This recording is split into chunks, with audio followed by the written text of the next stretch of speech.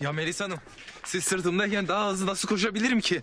Ya sen bana kilolu mu demek istiyorsun? Ekstra 1 kilometre daha fazla koşacaksın. Acıyın Melis Hanım ya. Koş.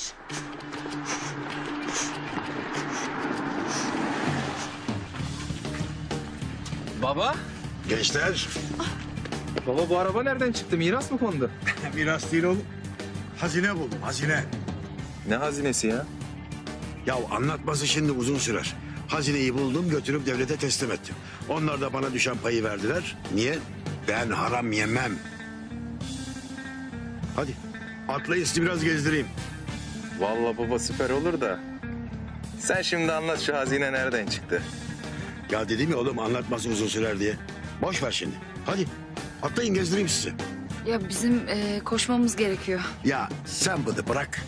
Sen gel kızım, hadi bırak o koşsun. Baba?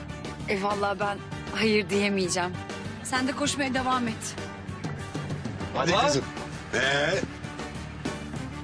Atla kızım. Görüşürüz. Koş.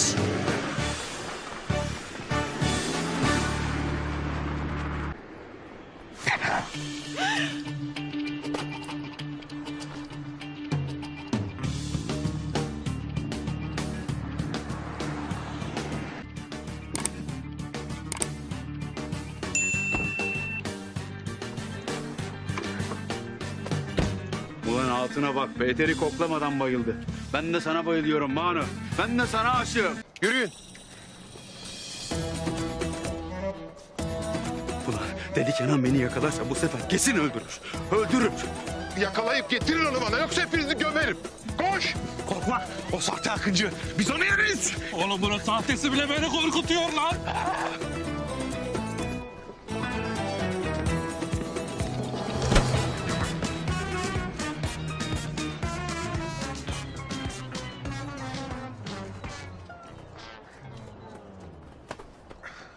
Alın lan şunu. Ulan ağaçtan daha sert neye çarpmış olabiliriz ki? Azrail'ine çarptın oğlum. Açın lan şunu maskesini.